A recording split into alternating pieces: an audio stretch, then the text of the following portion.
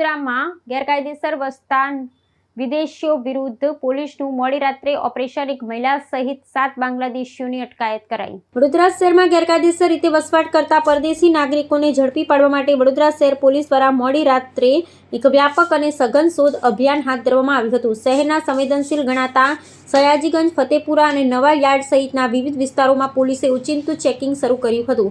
આ વિગતવાર તપાસ પ્રક્રિયા દરમિયાન શંકાસ્પદ જણાતા આશરે 150 જેટલા લોકોના ઓળખપત્રોની ઝીણવટભરી ચકાસણી કરવામાં આવી હતી, જેમાં એક મહિલા સહિત કુલ 7 બાંગ્લાદેશી નાગરિકો કોઈપણ માન્ય દસ્તાવેજો વિના રહેતા હોવાનું બહાર આવતા તેમની અટકાયત કરવામાં આવી છે।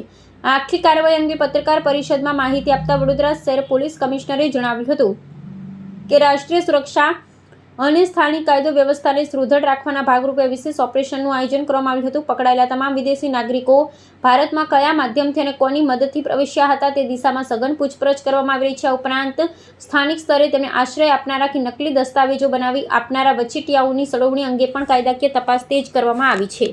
શહેરમાં ઇલીગલ બાંગ્લાદેશી ઇમિગ્રન્ટ્સના જે ટેકનિકલ અને હ્યુમન ઇન્ટેલિજન્સ મળી હતી તેના આધારે ગઈકાલે આપણે વેરિફિકેશન કરી છે। સૌથી વધારે ઇન્ડિવિજ્યુઅલ્સના વેરઅબાઉટ્સ, એક્ટિવિટીઝ અને એમના આઈડેન્ટિટી અંગે અને એમના નેશનાલિટી લગત ડોક્યુમેન્ટને વેરિફિકેશન કરીને નેશનાલિટી અંગેનું આખું એક્સરસાઇઝ આપણે કરી છે, જેમાં લગભગ 7 જેટલા ઇન્ડિવિજ્યુઅલ્સ સસ્પિશિયસ હોવાનું પ્રથમ દ્રષ્ટિએ જણાય છે। હજુ આ અંગે ડિટેલ્ડ વેરિફિકેશન અને એક્સરસાઇઝ પ્રગતિમાં છે। જ્યારે આમાં વધારે ડિટેલ મળશે ત્યારે આપને અપડેટ આપવામાં આવશે।